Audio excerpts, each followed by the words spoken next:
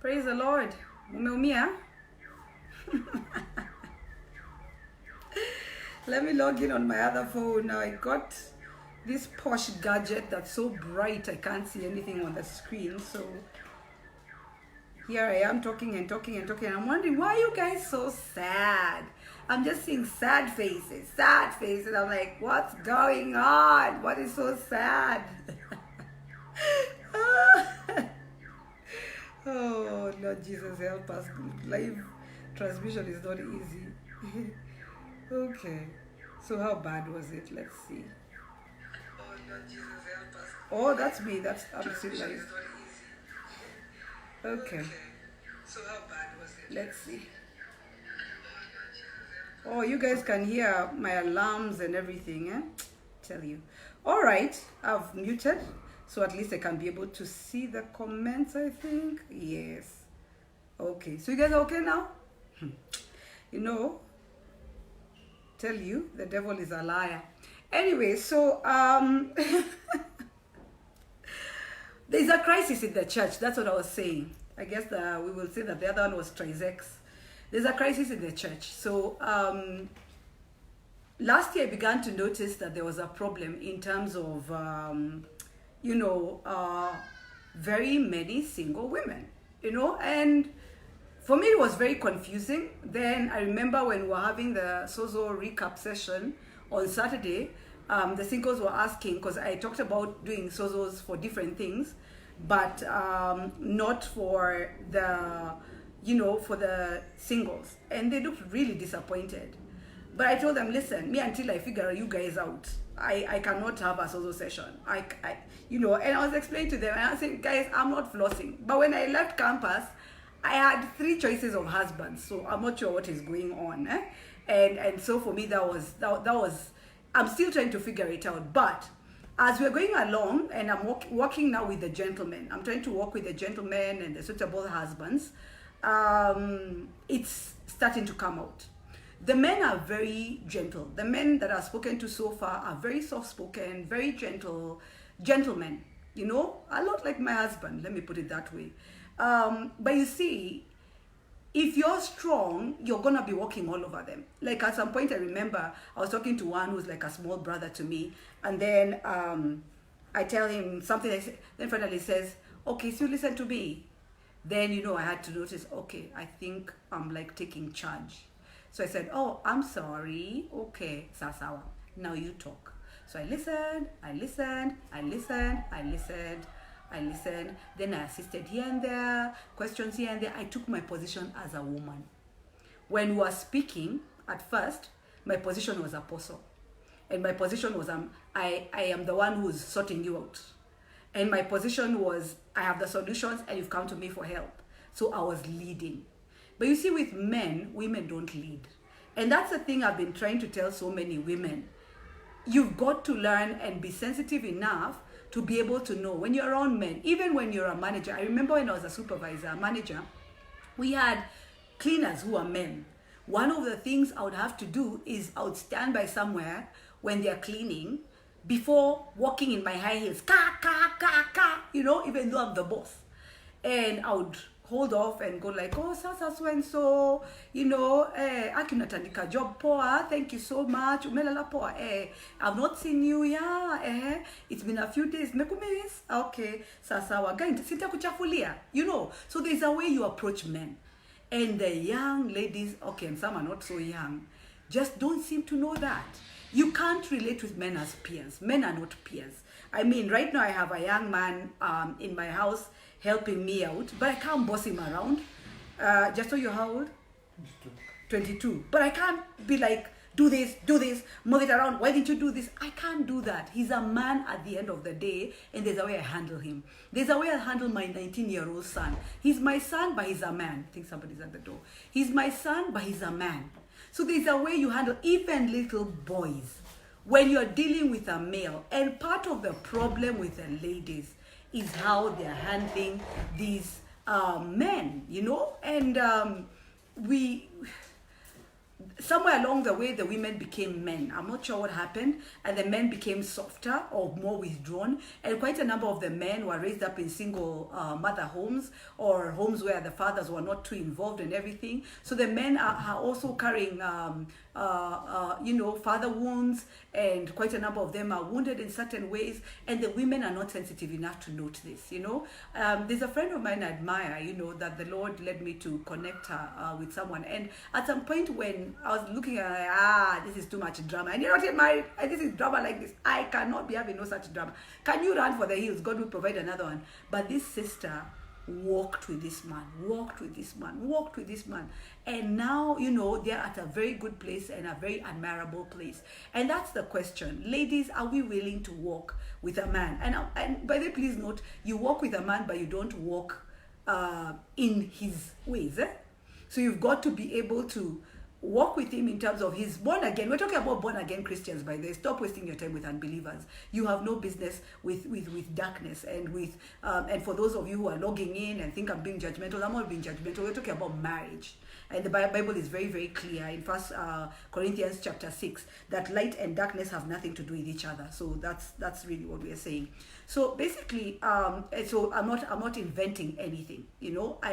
I cannot be married to someone who's not born again. What are you going to be discussing? When I want to pray, when I want to fast, when I'm going to church and all those things, what are we discussing? When we're having marriage issues, and then we're discussing family altars, and we're discussing our up country and how our up country looks and all that, how will anyone be able to get it if then we don't talk in the same language? So no, it's an absolute no. The Bible is very clear. We are not supposed to be unequally yoked. So there's that issue. So today so yesterday, maybe just going back, so I'm not confusing this video for the last video that we did, that we have had to delete it. And last year at some point, the Lord began to really put a very heavy burden in my heart for people in terms of getting married and in terms of relationship. And with prayer, with fasting, working with a number of ladies and gentlemen as well, I noticed something. So for the ladies, it's the strength, it's the inability to be traditional. And marriage is very traditional. The woman has a role and the man has his role, and the children have their role. It's traditional. Marriage is not a posh modern thing, and even if you want to do that, then but even with people, I mean the white people and the people in the West, well, anyway, I did go to a home where a man was cooking and I was very jazzed. But otherwise, the woman will mostly run with the household and the man is the provider. It's the natural order of things. And for those, I guess, who don't understand the biblical tenet of what we're doing in terms of helping with matchmaking, because we have to get involved and help these people to find each other. When you look at it, I'm not sure what changed, because I don't know, because, and I'm not saying this because it was right, but I think from the time I discovered dating, when I was about 19 years old, I was never without a boyfriend. So I don't understand that story of, and that's not a good thing, by the way. Please let me emphasize that. I should have taken some breaks, but there was such a supply, and you'd finish this relationship and you mourn for like a week, but then there was somebody there and they comfort you and they encourage you and you move to the next one. So I completely do not understand. And I still get tuned today as well, so I don't understand this story of no one has looked at me, no one is talking to me, no one is tuning me, there are no men. I'm yet to figure that thing out, by the way. And then let's add on to that, I guess, we used, in our generation, we used university, so when we're going to university, and like my son is dating somebody, he's very sure he's gonna get married to her. She's a really sweet girl. But I'm like, what? She's gone to university, you're going to university, you guys are gonna meet other people, and then you can make decisions. I mean, if it was up to me, nobody would be courting at the age of 18, they're really, really young. But in university, you're making friends, you're getting to know people, you're meeting people, and so you're able to, my husband and I did not date until the last semester of our 4-year course. We we didn't. He was my friend, he was my classmate, he was that guy, you know. And initially he wasn't born again. And we got together in the year that, okay, now what is happening? She's addressing those that aren't married yet. Okay, so somebody thought I'm addressing who, honey? Be gentle to some of us who got married before we are born again. Oi. Okay, Duta, I don't know. I don't know what that means. I honestly don't know what that means, but you know, I don't know. So you want me to do to say it's okay not to. Anyway, no, let me not get distracted. I don't know what that question is about. Sometimes that's why I don't like reading comments. By the way, they can really get you on a different tangent. All right, let's see. Ulikuwa unajiongelesha. All right, interesting. Okay. Thanks, Pastor Terry. Thank you. I'm just trying to see something. All right, listen, maybe let me address Duta. Be gentle to some of us who got married before we were born again. I don't know what that's like. And I think you guys also need to understand there are things I don't know, okay? Like, for example, I have been born again since I was a small girl, since I was pretty young. So I don't know what it is to date outside of being born again. I don't know that. So I can't teach what I don't know. I normally teach what I know, yeah? So if you got married before, then that's different. When women started asking for equal rights, people misunderstood the purpose of that movement. Okay, Sawa, yeah, I get that.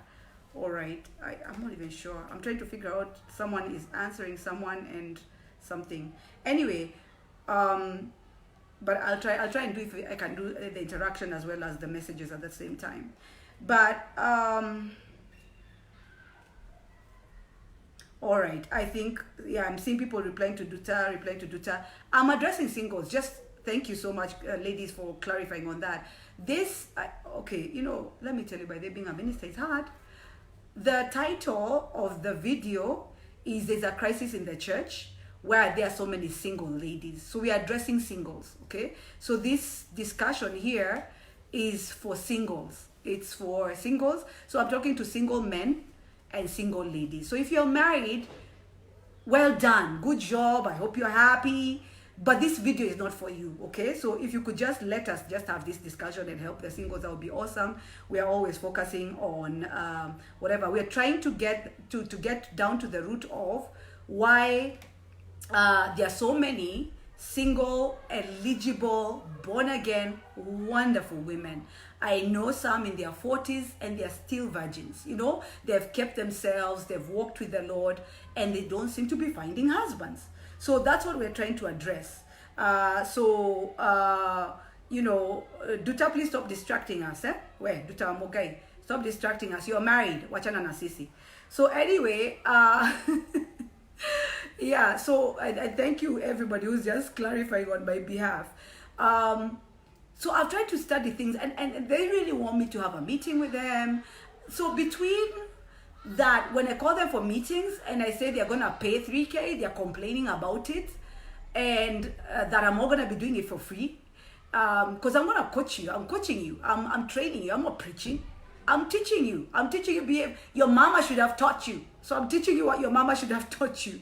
So why should I do it for free? It's not preaching. Freely you have received, freely give. I didn't receive my training on how to be a wife for free. I paid for courses. I went for things. I've gone into the internet. I've bought books, okay? So what my mama didn't teach me, I've done that, you know? But so there's a number of things. There's the issue of, and Justin, I'm so tempted to bring you into this video. You're not coming, but you can speak to me from there. So maybe let's actually hear from my friend Justin, my very young friend Justin. Yeah, but he's not coming on camera. He's always on the other side. So he came to help me out to set up and to find some very interesting things. Justo, what challenges are you guys facing these days with chicks and ladies? Oh, by the way, let me give you guys some encouragement. And he did tap on to go live by accident, so you could have had this conversation. So, you know, I'm talking to men who are like about my age or a bit younger than me, who are not yet married, and all of them seem to want like light-skinned people. In fact, I tell him, like your color or just a little darker. So I'm like, Sasa, they are surrounded by darker women. I mean, am I going to tell them to bleach and wonder women are bleaching? And so I was telling him that, and he told me that their generation, they prefer, you guys prefer dark ladies. You're starting to appreciate dark ladies. You're starting to appreciate dark ladies. Yeah. Interesting. Because my son is dating a dark chick, by the way. I mean, she's not black, black, but she's pretty dark skinned, Beautiful girl, by the way. And I love that he didn't go for mama's color and all those things. Yeah. What challenges are you guys having? And I know your generation is a little different because you're what, 22, you said? Yeah. Okay. I think that, okay. But you should be planning to get married, right? No, Justin. I was dating my husband at your age. Just so you know. Let's start with why aren't you planning to get married just yet? Let's start there. I am. I'm sorry, Justin. That wasn't the plan, but I am. you're planning to get married. Yes, we're not yet. Okay. Is there a kachik in the wings? Not yet. Even you just do. The way you're awesome. Okay, so I need to help you. I will help you. Okay, sawa. So what challenges are you finding? I think that you said most of that I agree with is that they are over controlling more than you. They are over controlling. Yeah, like okay. They seem more like they want equal, right? And yeah, the equal thing just seems off to like I've talked to a few of my friends. And they also can you guys hear him, by the way? Speak up. And they also said the same thing, that most guys, when they come too strong, there's, just as you've said, there's a place for women, there's time for men. Like, there's different roles. Mm-hmm. So when they start demanding for like equality and we want to, they like step on you and all that. Yeah, you feel like, okay, fine, then I won't talk to you. So like they're bossing you around. Do they put you down as well? Okay, not me, but no, but it's part of the thing that's happening. Like they're like, oh, come on. Yeah, and they feel them like, kuna ile kwa humble kidogo. Yeah. So people, and nowadays our generation is like, women work, women do everything, like you can be independent. I know. Yeah, so maybe independent, they don't really look the other side. Yeah. So that's the one that I even have had to mention, like, yeah, that's true. Yeah, I've seen that a lot. Because in our time, for me, I knew. Age 12, I was kneeling in a Catholic church in Western Kenya, and I said a prayer, God, when I'm older, I'd like to serve you together with my family. And I was 12 years old, so I knew I wanted to get married. But, I speak also to people like around 20 and 21, 22. Quite a number of them are saying, I don't want to get married. Yeah, I think also people are afraid of, like, okay, then I'm talking about my age. Yes, like, your generation. We've seen so many, like I was talking to a girl the other day, we've seen so many people get hurt in marriages. A lot of divorce. Most parents are maybe single, other than, so it also comes from a place of hurt. Yeah, so like this marriage thing doesn't work. Thank you. So here's the thing, guys, ladies and gentlemen, boys and girls. One of the things about the whole liberation movement is, so women are getting liberated, you have your own car. But incidentally, one of the things I teach the betrothed women when we are taking the betrothed class, I tell them, don't buy a big car, even if you can afford it. Why? Because it intimidates the dude. So the guy is here javing, and then you're there with your big car, And then, of course, there's the things like the weight. Don't look like a mave, because the dudes would just assume you're already married, Take care of yourself so that you're not looking like you have like 20 children already, even before you have them. Learn to cook. But incidentally, my future daughter-in-law, who I believe will end up being my daughter-in-law, when she finished 4th form, where did her mom ship her off to? Sent her to a school of culinary arts to go and learn how to cook. And she will be out on a date with my son, and then she will say, I need to get home quickly. So my son is telling me she had to go, she really has to go by this time. And I'm like, oh, that's interesting. So first of all, she has to get home by a certain time according to the rules of their home. The second thing is she has to get home and make dinner. or go pick up her little sister and all that. So the family is very traditional, which I love. I love that about them, and I believe that's part of what my son has been attracted to. So it's not that there's no cooking, there's no cleaning, there's no whatever. Then she's been a very good influence to my son, which is part of how she's earned my respect. She's a good influence to him. She tells him, you're really good at what you do, you're very intelligent, you just need to apply yourself, etc. So you don't, as ladies, we don't put down our men. And that's what a lot of us are doing. I remember there's a man who told me how he liked this girl in campus. He liked this girl, and then hi guys. Yeah, so she liked this girl he liked this girl in campus, but then the girl said, I cannot be bothered with any of these university men. And guess what? That girl is still single today, because of that nonsense. Because you can't put down men. You can't say, me, men my age, I can never, And those are the chicks who find themselves single now, chicks who are like me, I could never get married. Don't say such things and don't do something. You're going to kick something. Don't say such thing and don't do such things. Sorry, my children are getting around my stuff, So Lee says, our parents left a bad impression about marriage, and then the dudes, Aki, most don't know what they want. Yes, so let me get to the men. One of the things I'm noticing, oh my goodness.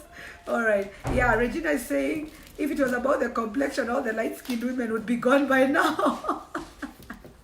That's true. Oh, hi, Shira, good to see you. Seeing somebody from my high school, somebody saying the sound is low. It must be your volume, Brenda. My God, I'm gonna get a sore throat if I shout any higher. So just increase your volume or put on headphones. We're trying to use some new technology here. So being more traditional, but also for the young men, mummies a lot of them are mummy's boys, and don't get it wrong, my son is a mummy's boy. You're a mommy's boy. You can't say no. You're a mommy's boy. Yes. So yes, he's a mommy's boy, but it's not mommy's boy of I'm controlling it, I don't know what and all that. No. So we've got also to be very, very careful in terms of how we are raising up our sons. We don't spoil them. My son is not washed for clothes. My son's bedroom is not cleaned. He washes his own clothes. He does his bedroom. He makes his bed, takes care of the rest of the siblings and everything. We are still in the process of the cooking and all those things. I'm the one who refused, but he really has wanted to cook for a very long time. But, we mothers must not smother our sons. We must expect responsibilities of them, and then the fathers as well need to be involved. And I thank God I've got a very involved baby daddy who does a very good job with the children. He's just come from playing sport with all of them, while mommy was doing some work, so there's a lot of that. But I think also the other thing I'm noticing with men, especially men our age and slightly younger and older, is also things like hygiene, basic hygiene. I mean, a guy recycles his socks. How do we know? Because the smell coming from your shoes can't possibly be from one time wear. It can't be that you have some kind of foot condition, hygiene issues, just not clean, not well groomed, not, you're going on a date, but you look like you need to be cleaned by somebody first before going on a date. So these are some of the things that we need also to be addressing. But the men are not so much, someone is saying that they don't know what they want, but imagine they do. They do. My interaction with men, they know what they want, but they're not going to tell you that you're not what they want. They're not going to tell you that you're coming on too strong. They're not going to tell you that they're uncomfortable with how you are laughing about how you drank yourself silly last night. They're not going to tell you that they're not comfortable with having a wife who smokes. And they're not comfortable introducing you to their parents because your nyonyos are all out and you look like a woman of the night. The other day I was telling my daughter about the woman of the night and she was laughing her head off, because when she does her makeup sometimes I tell her, don't go looking like a woman of the night, and she laughs and she says that's exactly what her friend tells her. And what were the women of the night? These are prostitutes. don't go looking like you're hooking, you know. Don't go looking like you're on a job on the streets, you know. And that's the thing with a lot of women, where women are dressing so sleazy and so, I don't know if it's sleazy, the term, is it sleazy or is it slutty or whatever? Anyway, maybe both of them. But you know, you don't dress like a wife. You dress thinking that when you show more skin and show more, let me say skin, you think that that's what's going to attract the man. He's going to be attracted to you for the wrong reasons, of wanting to sleep with you, of wanting to do stuff with you, but not about not about taking you home, and not about, please note, when, you know, last night I was talking to some friends of ours, and we talked about the first time that they met, and I was so tickled. And this guy talks about how they met in a Christian camp. I know they wouldn't mind me sharing. They met in a Christian camp, and he says that she was wearing righteousness. She was wearing righteousness. Yeah, so they met in a Christian camp, and he says she was wearing righteousness. That's the first time they met. And he says, I saw what you mean. He said she was wearing clothes that cover from here all the way down. And she was so focused on Jesus. And that's the thing, ladies. If you're so focused on getting married, on being admired, on being seen. Okay, let's let the grandfather clock do its thing.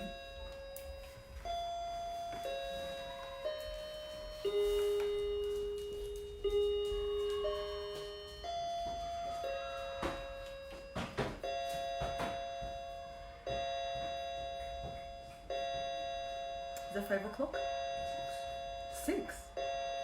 Where did the time go? Yeah, so, you know, there's something about that. There's something about how you dress and everything. The other thing I keep telling ladies, and we talked about it, by the way, at the Sozo session on Saturday, I actually had to ask the men. Was it the Sozo session? It was a Sozo session on Saturday. I keep telling ladies that men don't like women in trousers. And of course, a number of you women immediately tell you that, you go like, hey, I'm wear my trousers. Wear your trousers and stay single by yourself, Shorizako. You know, so men don't like trousers. They prefer dresses and skirts. So I asked the men who were in that sanctuary that day, and every single one of them said they prefer a dress or a skirt. And actually they said dress. Though they told them a dress or a skirt. But a lot of times men can't even tell whether it's a dress or whether it's a skirt and a top, isn't it? Yeah, but the men were very clear. They prefer women in dresses. And that's part of it, you know. And when I look at what changed, we grew up wearing dresses. I had trousers, all right. Well, in campus I didn't wear dresses as such, but we still had dresses, you know. And we've got a breed of women who think that wearing trousers is the in thing, and you never wear trousers, and you never wear dresses, and you want to wear whatever. So even in church, you don't even wear a dress to church. You don't, you know. And by the way, I believe, and this is traditional, and it's, you know, very subjective, but I don't believe that women should wear trousers to church. I believe women should wear dresses to church, you know. And remember, church is also the place where you're also being seen. You're not coming to church so that you can be seen. So, you know, dress a certain way, you know. And then for the single moms, you know, I don't even know how to help the single moms as such, especially if you have small babies, because one of the things is that the men always think that you already have a husband. So when they see you with a small baby, they assume you have a husband. But I have some encouragement for you. Of all the men that I've spoken to today, none of them had a problem with a woman with a child. So they said, in fact, they think they are responsible, and they think that they can handle themselves. Of course, you do need to be aware that if you're a single mother, sometimes the problem will come from the family of the guy, okay? So there's that as well. So Brenda is saying, I think some just don't want to get married because we rejected every other person who approached us. Oh, interesting. Who approached us, and now options are limited. Yeah, there's that too. Saying it makes it look okay. However, I believe there are people who have chosen the single life and they're happily single. Absolutely. And this broadcast is not for them. Yeah. So this broadcast is not for you if you're choosing to be happily single. So I'm not saying there's anything wrong with being single. By the way, Paul says, and I agree with him, that there are so many benefits to being single, because it's also easier to serve God when you're single. You don't have the divided attention of your children, your husband, and all that, because then you can give your full attention to God, but then again, you cannot be sexually active, okay? So Rispa is saying ding ding on hygiene and grooming, plus working out as well, yeah, isn't it? Working out, and then of course get yourself some income. You'll notice, by the way, part of the qualifications we are saying before we can even consider you for a meeting is that you need to be able to have a source of income, because a man is a provider. So you can't come and tell me, Apostle, I want to get married, but you're not providing yet. But if you're in school, that's a bit different. In which case, we'll be discussing how to prepare you, yeah? Liz says, for me, miniskirts are worse than a skirt, okay? Well, yeah, so that's why we're talking about putting on righteousness, okay? And then Andrew Mugo says, exactly, Apostle, I hear that a lot, that men don't know what we want, ostensibly so. Wow, okay. So Andrew, are you saying it's true that you guys don't know what you want? Because I'm not a man, so you're more likely to help me.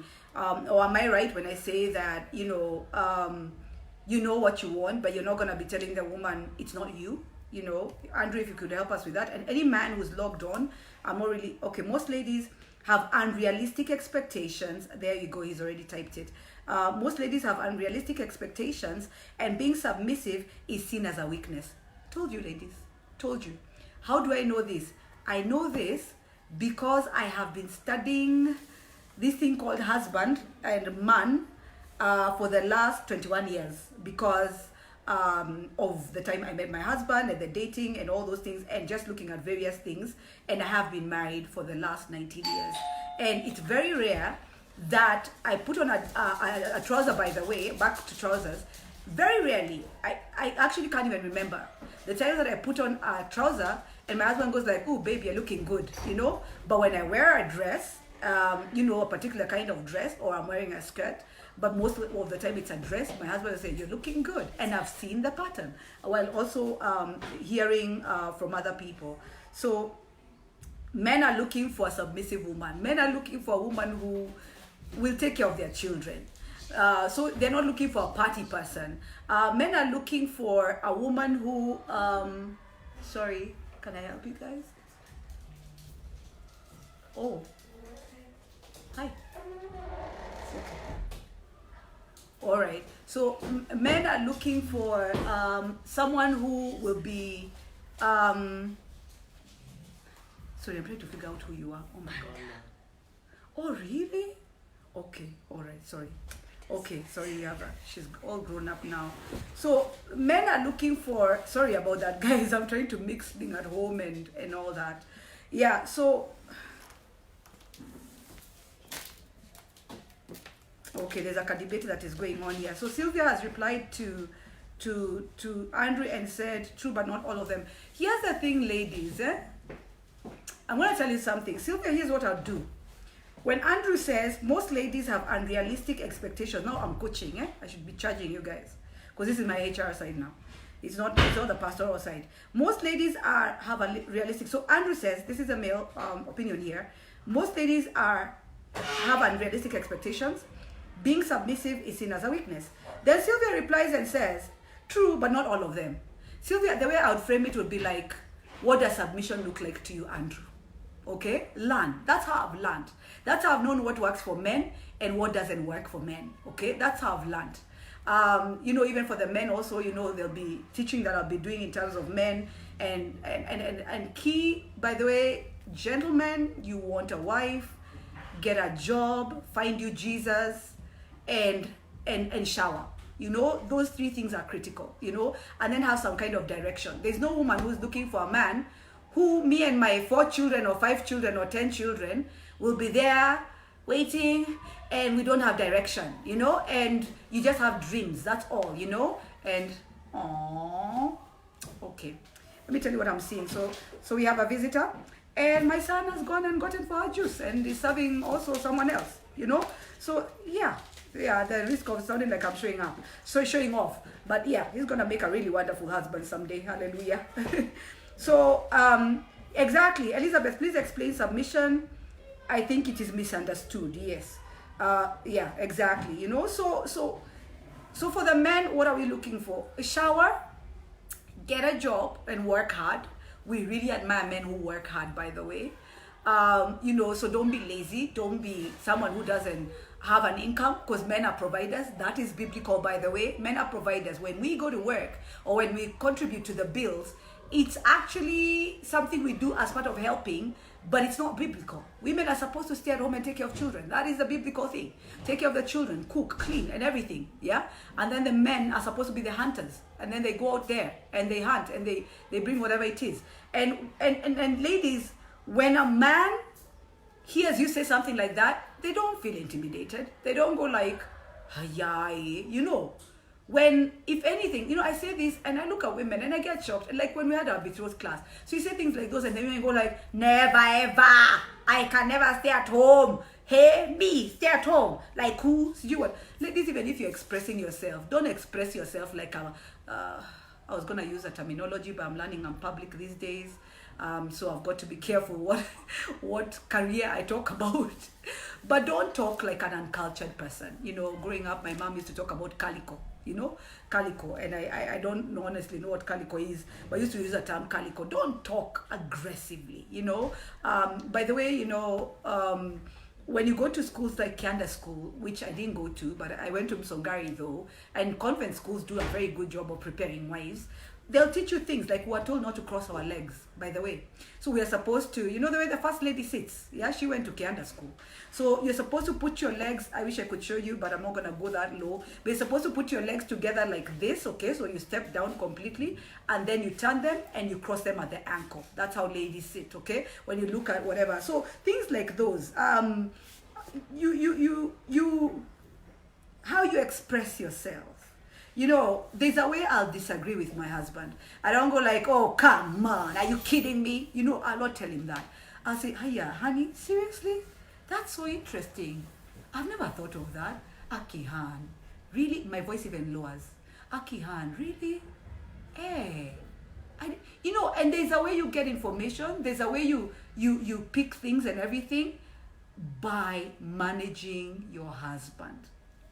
Men are not bossed, men are not pushed. You don't say, "Utaniambia vile ulikuwa nafikiria," you know, "You will see me." I mean, what do you mean you will see me? He's a man. You will see me what? He will not see you nothing, you know? And by the way, when you do that, you actually push them. So Andrew Mugo says, "Yes, Apostle, we know what we want." Absolutely, yeah. But it takes time to hear exactly what we want, okay? It takes time to hear exactly what you want. So basically, Andrew, you're saying, as you interact, you're like, "That's not it." You know, it's like, "That's not it." No. And then, but when then they find it, they know. And by the way, that's the other thing, ladies. This story is that you've been dating your boyfriend for 5 years. Unless you start dating when you're in high school, please note you cannot meet a guy at the age of 23, 24, 25, and then he dates you for 5 years. That guy is still trying to figure out whether you're it. When they know whether you're it or not, they know. And normally by then, men will tell you, they'll begin to make plans in terms of towards marriage and everything. I have seen it. I remember dating a guy when I was 18. And when I broke up with him, one of the things he said, because I broke up with him very quickly, because I was like, okay, first of all, I was 18. I think I was 19. You know, he told me, "Oh my God, you're going to be married at 21. He knew what he wanted. He didn't want to get married at that moment. And I knew what I wanted. I wanted to get married. So when I was breaking up with him, I didn't tell him why. You know, I just did the whole, it's not you, it's me kind of thing. And then he told me, "But to be honest, you're going to be married by 21. He wasn't too far off. I was married by the age of 23. You know, and by 22, I was ready. And even at 21, I was ready. So let me go back to reading Andrew's whatever. And thank you, Andrew and Justin, for being very helpful. Pastor Jonathan, if you could also help us a little bit, that would be great. We want to hear the male perspective. Yeah, so Andrew says, "We can't stereotype. I know there are some submissive ladies out there and faithful guys, but somehow they are hard to find." Okay, so yeah, this is Andrew just trying not to annoy women. When men say, "I can't be stereotypic," he's just trying to make sure that the women are not getting upset. Yeah. and thinking you're being a stereotype. And women these days demand, oh, you're being a stereotype and all those things. Mercy says, interesting, this discussion. Important for the born again singles. At times I really feel for them. It's crazy, isn't it, Mercy? It's crazy. It's crazy, Elizabeth said, Apostle, I came across a loop. Okay, Proverbs 31 woman, finding the Ephesians 5 man, must be a book, I guess. Proverbs 31 woman, finding the Ephesians 5 man, and together they create a 1 Corinthians type of love. I love it. 1 Corinthians 13, I love it. I love that. I love that. So let me say this again.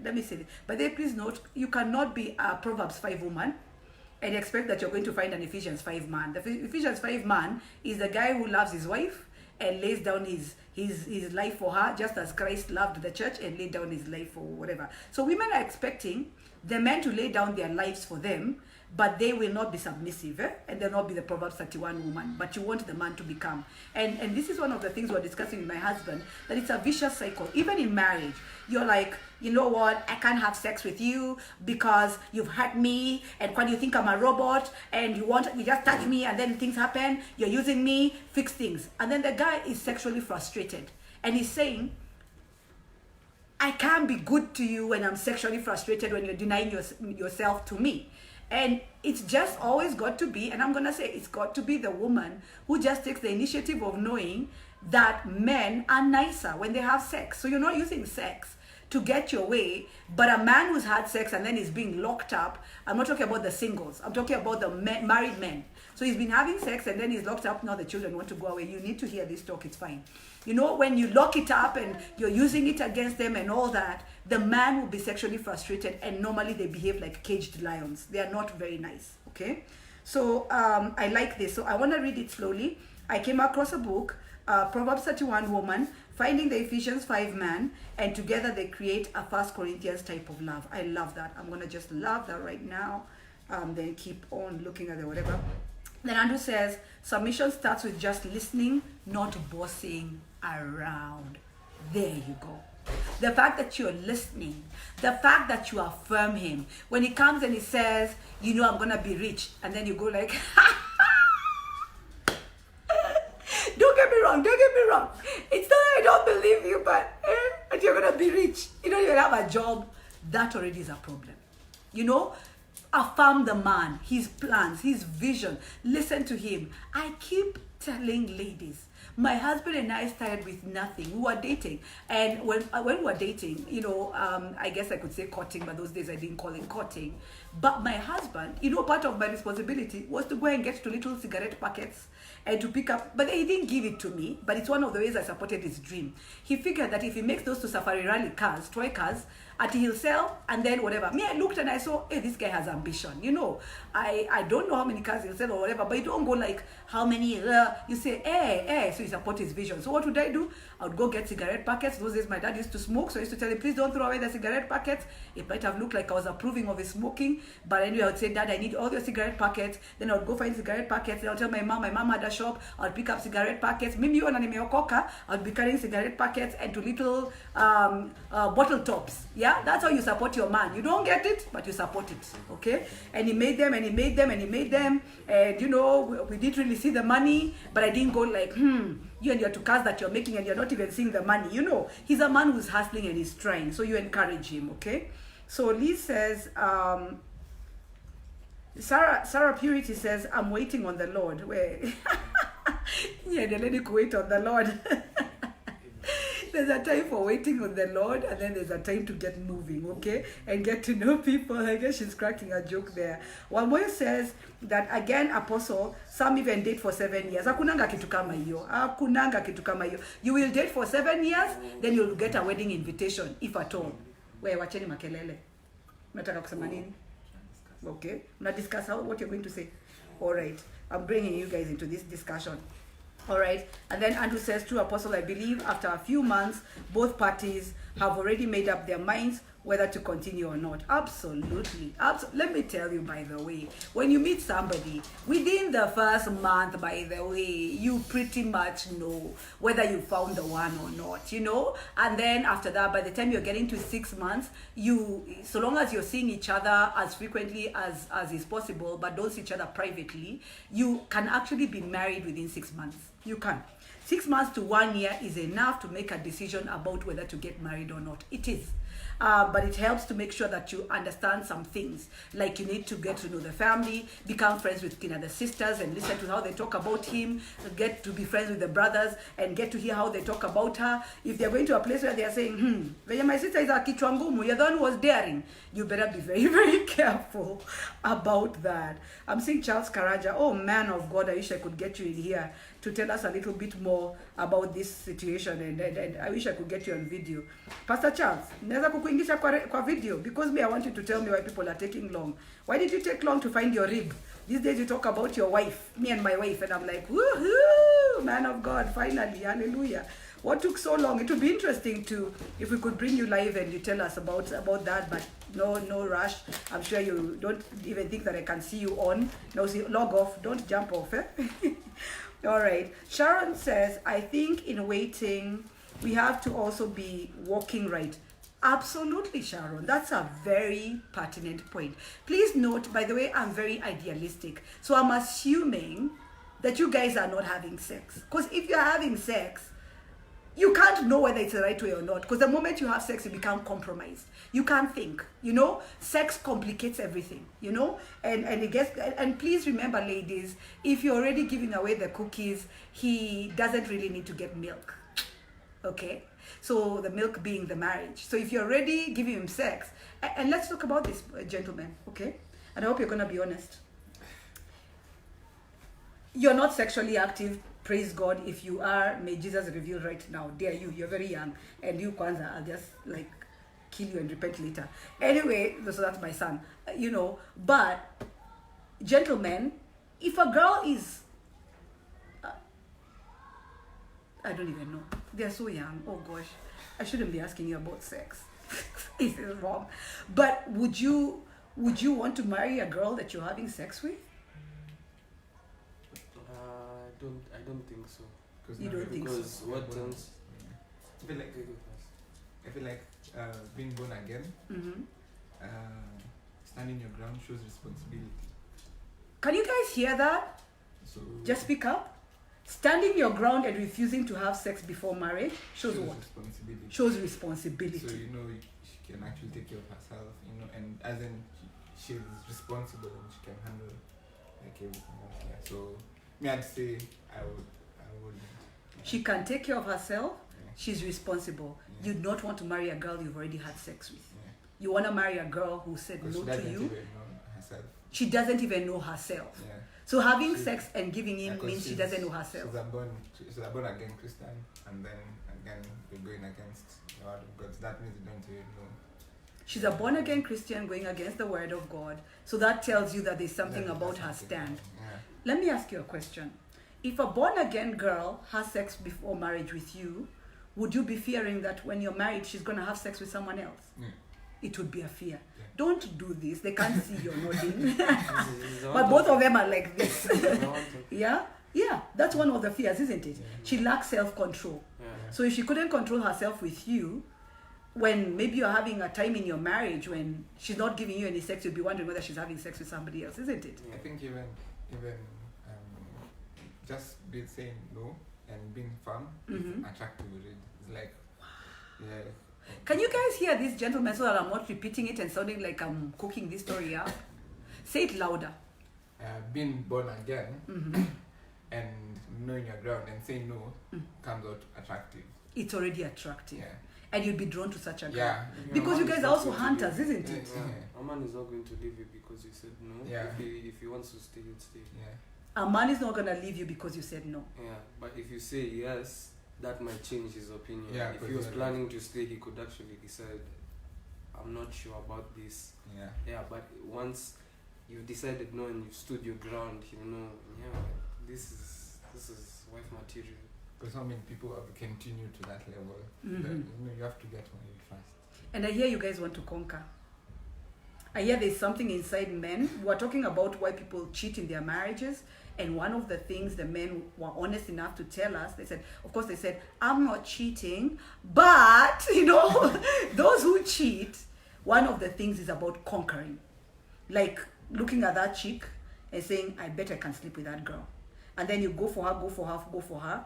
And then maybe it becomes it's a relationship or whatever it is.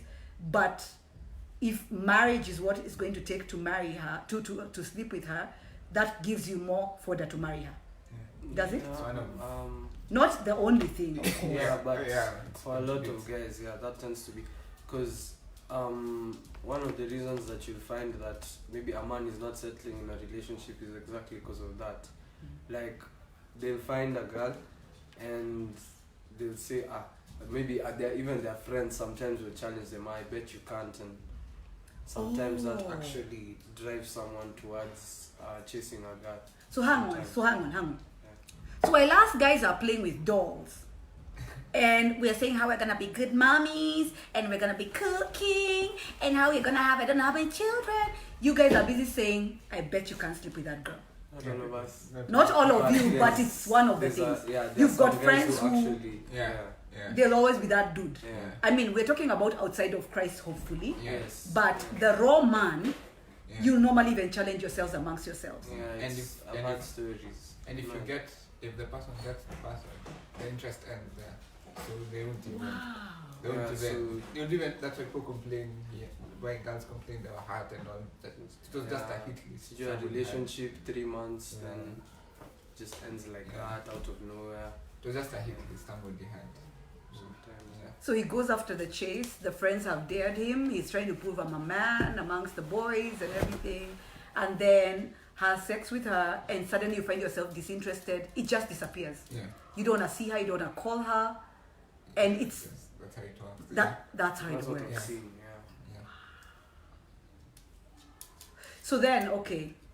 So then what's different about marriage? You marry her, you have sex with her. No, I feel like marriage. You guys have never been married before, so I feel marriage is a big commitment. By the time you get to the place where you get to the altar, go through all those classes, deal with her funny mother and her dad who thinks she's a princess, all that, and saying the vows to God, and standing before God and everybody. Like, okay, I'm sure that. By the time you get that, I think that woman is more of your friend first of all. Okay. Like when you meet. A lot of times how those kinds of things start is they start out as friendships. Then you won't really think about this person in terms of I want to date you, I want to sleep with you. But you think you're such a good friend, you're someone I can keep close, you're someone I can talk to. And then it grows and I guess at some point it matures into now courting and then into marriage. But by the time you're getting to the point of marriage, most times, if not all times, it depends on, of course, what was going on in your life before, where you are at, how past relationships had been. But by the time you're getting to the point of saying, this is the person I want to marry, usually you won't have any doubts. You just know this person, like we fit in, everything is working. Unless, there's of course the situations of deception and that kind of thing where you're kind of blinded and you're not listening to what anyone else has to say. But when you know, God, even your spirit will be at peace. You'll be at peace with this person. If you have fights, you'll figure things out. You just know. Another thing. Are you hearing who's telling me you just know? But then please note that the last one who's just spoken is my 18-year-old son. So for those of you who are saying men don't know what they want, he's 18. He knows already. So don't be fooled that men don't know what they want. Justin, you were saying? I was saying that guys look at women when women don't know they're looking at them. Or so men look at women like when they don't know that they're being looked at. So sometimes you could judge something out of a situation that maybe the man wasn't even present. So like maybe comes early in church and finds you're sweeping. Oh So you my see- God. You ladies better start sweeping. Are you hearing what I'm hearing? Just that. You better come to church early and sweep and clean. Men watch Yeah, they watch. when the women have no clue. Yeah. And women, you know, for us as women, we think when we are talking, that's when you're looking at me. But men are very observant. But then, you know, my husband can be doing something, or he's away and all that, and then I turn to him and I say, oh honey, you know, and he tells me I had everything. I'm like, sorry? He says, yes, I had everything. You guys do that. Yeah. You pay attention. A lot. So when- How about when she's talking to her friends? Yeah, so there's You something also like observe gossip that. and you need Them to- gossiping. What's your thought of women gossiping? It feels it because they need, if they gossip, they'll gossip about you also. So And men don't do that story, isn't it? they don't. Where, you know, I'm with my friend Melanie, and you're like, hi. No, hang on. Before I'm with Melanie, I'm with Rose. I'm like, you will never guess what Melanie did. She's so horrible. I don't know what her problem is. Have you seen her hair? Da da da da da. Then when Melanie comes, you're like, hi. As men, how do you receive that? It confuses. Confuses you. Yeah. Confuses you. Is that a girl you want to know? Betrayal. Yeah. That's You're the like- first thing I think. That's someone who can just Who does they that? can turn on you just like that. Even yeah. So ladies, there you have it. We will stop here for today, and thank God we had some young men with us today. We'll see whether we can be able to get more men who can talk to us, maybe from different generations and all that. But I'll tell you, you know, one of the things I've noticed about men is they're just really traditional. They are very, very traditional. And, you know, things like, you know, saying things like, hey, me, I can't cook my nails. There's no man who's going to marry you, take you to his house to not cook because of your nails. Not even a white man, you know. So I don't know who we think we are hooking up with, but it's not going to happen, okay? So Andrew says, I'm liking the conversation, watching equals listening, amen. And then Wamoyo, I wish this talk can get to some of our students in schools who are chasing sponsors and think that they are so loved by these elderly men. Oh, man, yeah. And then Rispa says, I think the men should also know that the more we know they sleep around, regardless of what else they can offer, they come off as very unattractive, irresponsible.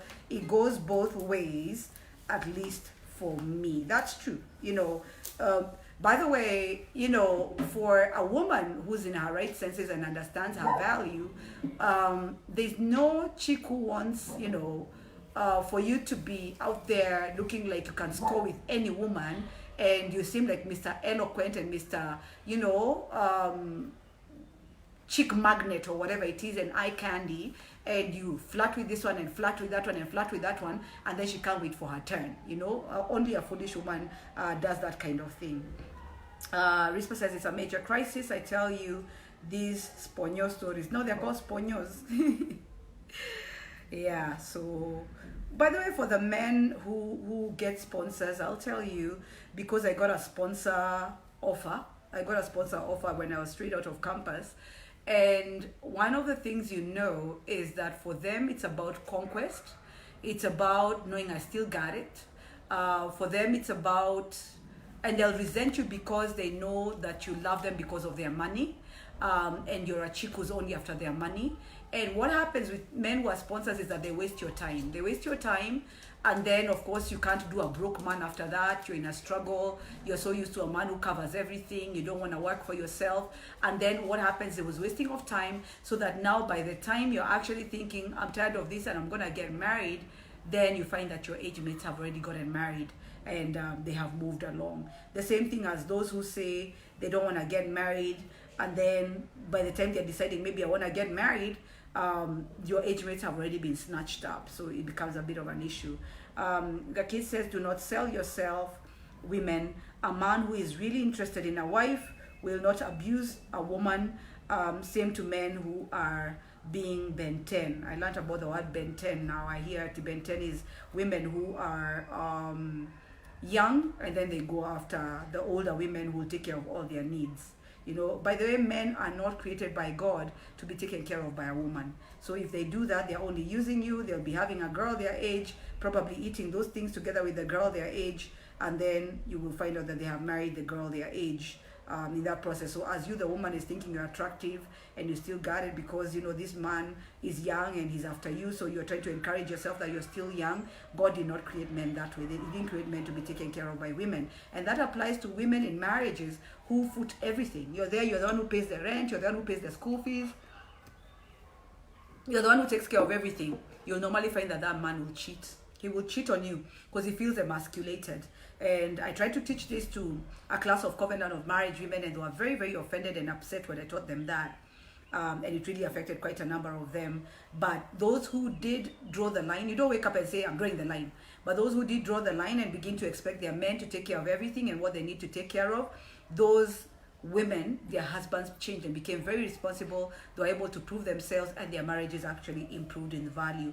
I don't know what's up with women who think that they can take care of men or should take care of men. You will be cheated on, and that's the most painful thing ever, when you're cheated on by the man you're taking care of, who's driving your car and cheating on you cheating on you in the car that you bought for him. So Sharon says, wacha niongeze volume, Apostle. You cannot wait on the Lord for a husband while you are dating married men and unbelievers. Absolutely. Absolutely. And by the way, we do have to close with this, that in case you're very confused, you can't ask God for a spouse and then he gives you someone else's spouse. Heaven doesn't have those kind of things where they mix up wires. And then when you guys hook up, they're like, oh my goodness, oi, is that the one of Irene? No. Michael, Gabriel, who did that, guys? That's the one for Irene. No, it doesn't work that way. Heaven is very aware of who's married and who's not married. And this includes those people who've been married and divorced and or separated. They just avoid those areas. They're too complicated. And the Bible is very, very clear that it's also adultery. And, nothing against those who have been married and, it didn't work out. Nothing against that. But personally for me, it's just a no-go area. If the spouse died, that is different, because the Bible is very, very clear. I think it's we've been talking about Romans chapter 7 that talks about a woman is subject to the laws of the husband, and until the husband dies, that woman remains subject to the laws of her husband. And if he does remarry, that's Romans chapter 7. If she does remarry, she's an adulteress. And of course, the same applies to the man. I am not the one who said it, it's the word of God.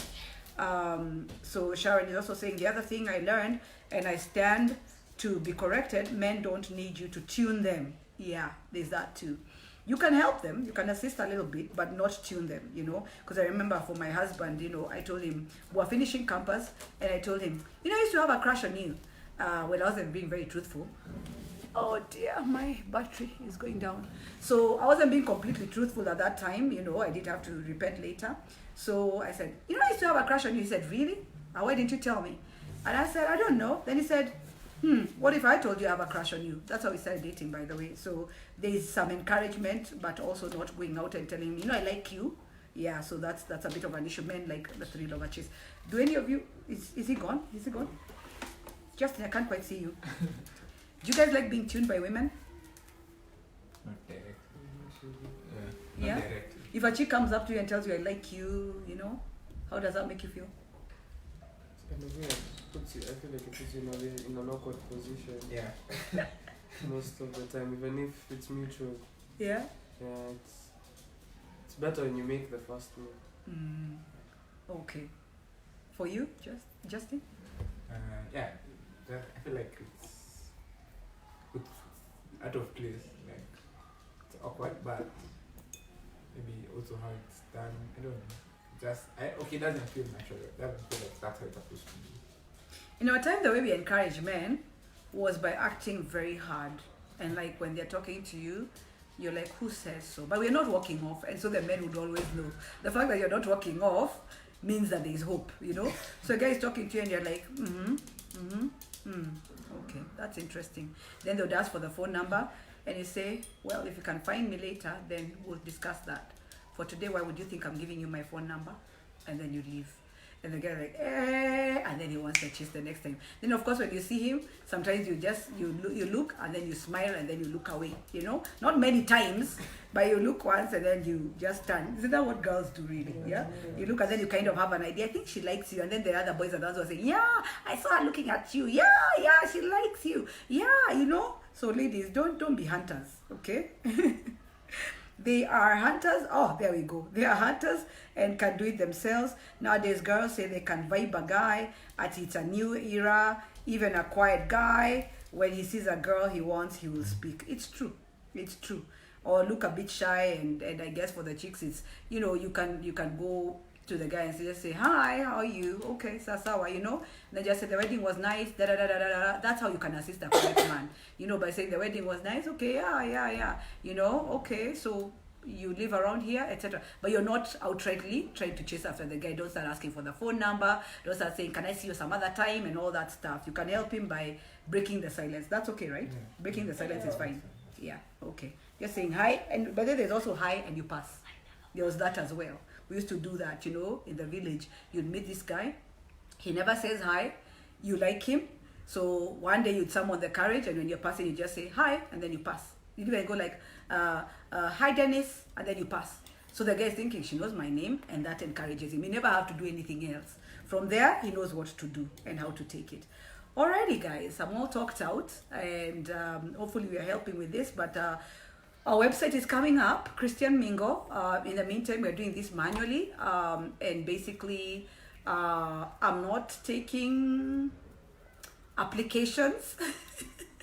I'm not taking applications from ladies, because we have enough ladies who we are connecting, but we want to hear from the men. You're looking for a wife, and you are ready to get married. You're tired of the nonsense. You want some serious ladies.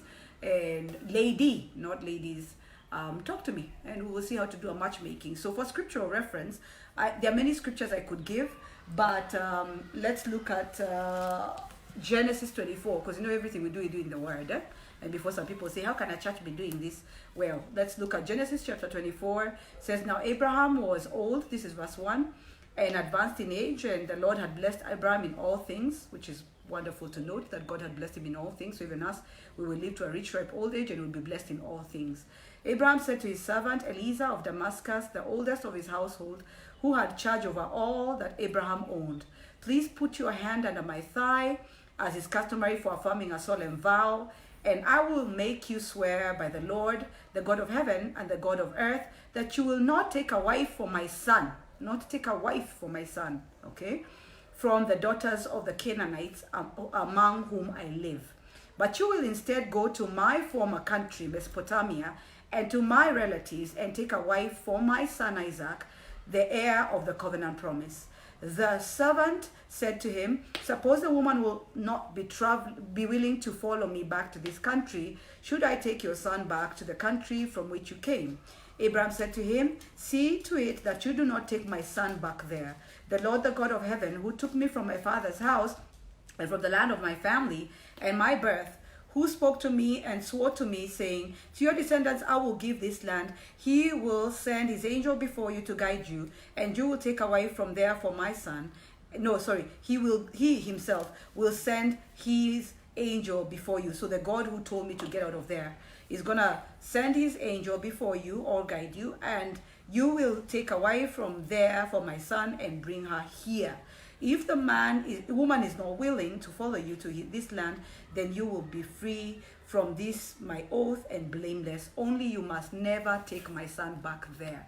So really, it's not just that, but when you look at different things, you know, it's not uncommon. And in the Bible, if you look at Ruth chapter 2 as well, we see Boaz, who is Naomi's relative, and he takes an interest on Ruth, and then he guides Ruth on how to go after that and what to do. So it's not uncommon. The Indians do a lot of that. The Muslims do a lot of that. It's a very ancient tradition, even for us as believers and as Christians. And I guess now, with all the things that are going on, we are intervening in that way. God bless you. Thank you for watching. And yeah, let's keep talking. So it's not a joke, guys. It's not a joke. It's serious. I have a whole website dedicated to this. So we'll do calls, and then we will pick it from there and take it from there. And many people are going to be blessed. God bless you. Gaki, you're saying men are always ahead of women, yeah? By the time he says hello, he already has a plan to marry or to play. Yeah, that's true. Yeah, all right. God bless you.